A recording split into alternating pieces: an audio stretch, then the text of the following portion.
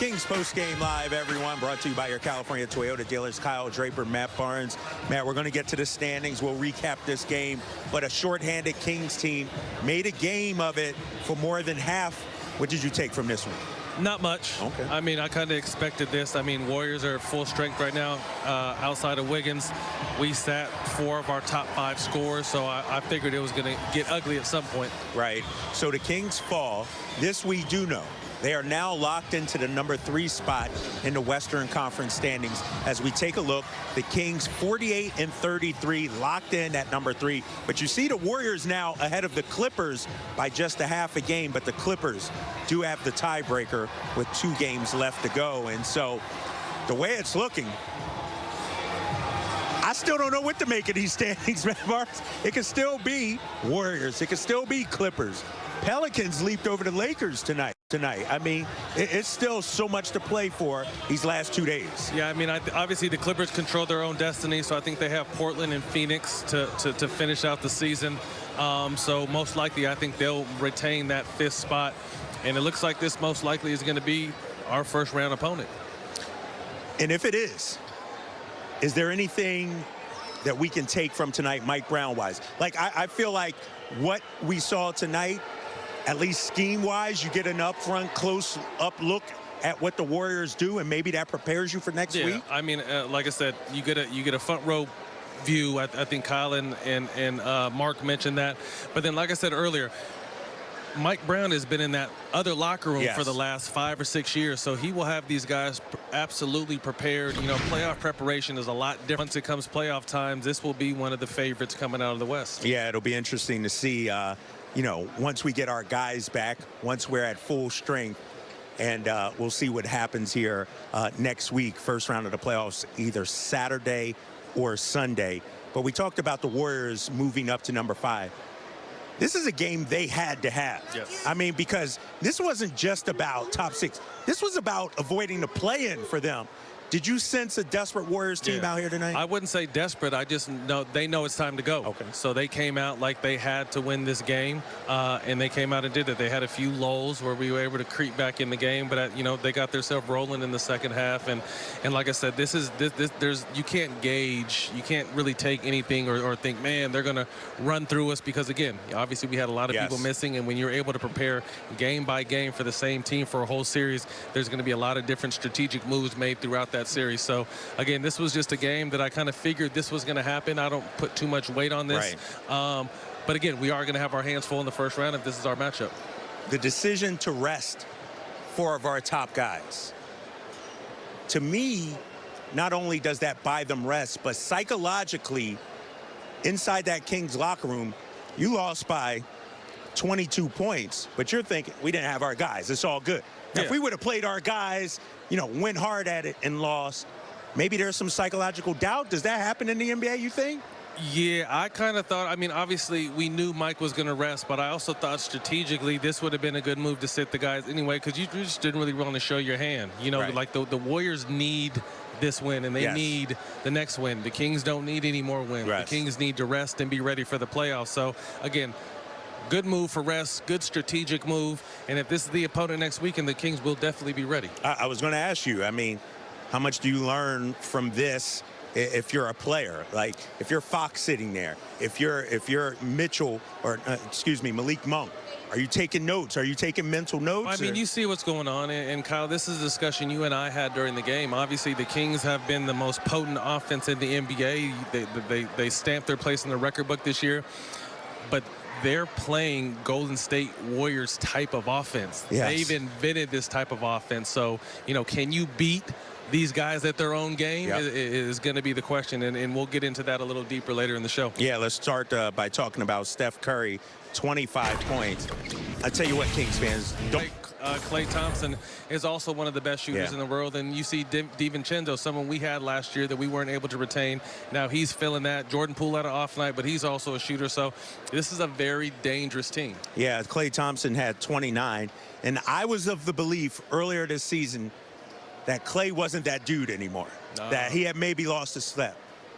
I think I might be wrong. Kyle, you're not wrong too often, but you're definitely wrong about that. You know, obviously, I got a chance to sit down with Klay earlier in the season and interview him, and his whole thing was just kind of getting back to where he was after 2 major injuries. And he said he felt physically good, but I felt like it was mental for him. I think, obviously, he's eliminated that mental hurdle and reminds us night in, night out why he's one of the greatest to ever do it as well. Yeah, he is. 29 points for Klay Thompson. When you look at this backcourt, they hit 8 threes tonight.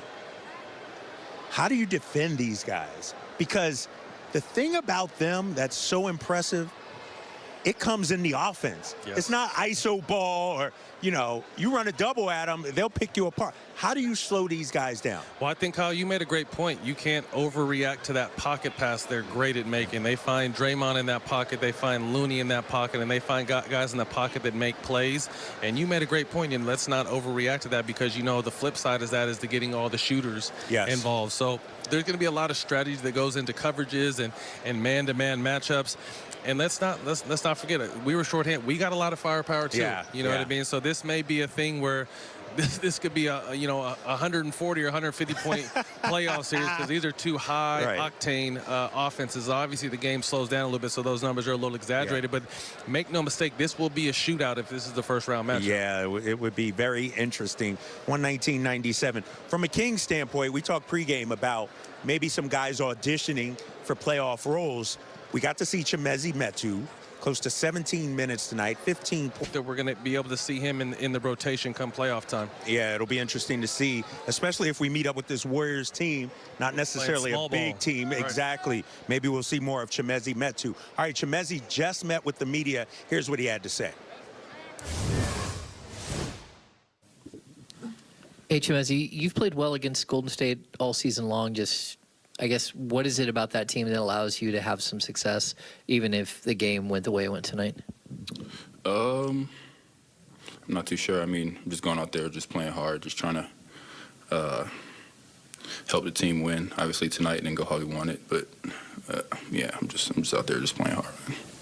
Mezzy, how hard is it to go up against a team like that? I mean, they've got a lot on the line. You guys don't, and being without so many players that you usually depend on. Yeah, I mean, it's always tough. Obviously, defending champs, and you know, they're running like a well-oiled machine, and you know, some obviously a lot of the guys that we played tonight hadn't played in some games, so the rhythm wasn't really there, and it just made it a lot tougher. But I mean, I feel like for a good portion of the game, we went out there as a team and played hard. And you know, obviously, we were trying to win the game. Guys were out there, you know, playing to you know, obviously earn minutes, maybe in the playoffs or whatever. So, you know, it's obviously very tough when you're playing against a team that's that organized, and you know, they've been together for so long.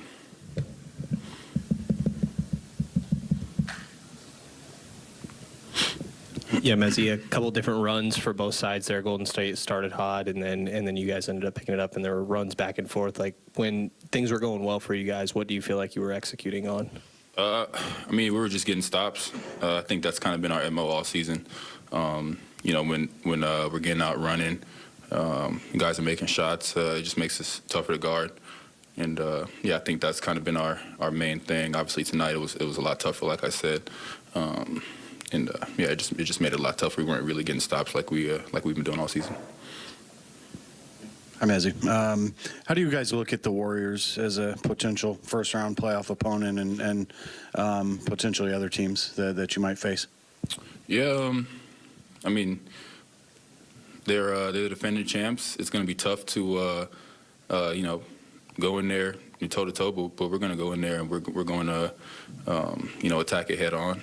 We're not scared of them. We're not scared of anybody, you know, 1 through 8. So, yeah, we're just going to go in there. We feel like when we're at full health, we can go in there and beat them. So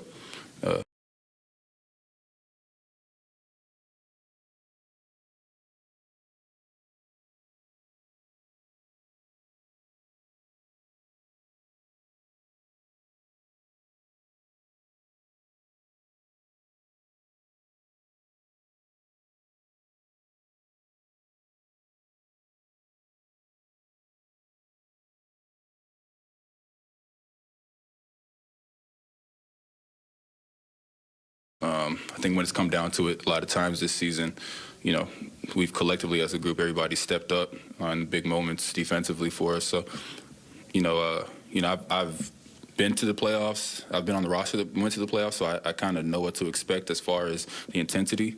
And I feel like, this team is we're going to be able to step up to it. There's been moments this season where, the games have felt playoff intensity. So I think this team's ready to step up. Mezzi, you, Rashawn, and Alex have kind of taken turns backing up Sabonis throughout the season. What can you say about what you three bring to the team, and how do you guys stay ready, to determine whose turn it is? Yeah, as far as staying ready, I mean, all three of us, including Nimi as well, everybody's in there, getting their shots, doing extra cardio, trying to stay in shape. Obviously, nothing, compares to playing in an NBA game. So, yeah, man, I think all four of us are, everybody's ready whenever the name gets called. And as far as what different guys bring to the table, I think, obviously, like myself and Rich, and even Nimi as well. All four of us were able to be vertical spacers. We have, great screeners, Alen and Nimi, and I think sometimes it just kind of gives us a different look here and there. And obviously, depending on the matchup, in the playoffs, I feel like we're going to be able to, put a lineup out there that's going to be able to hold its own.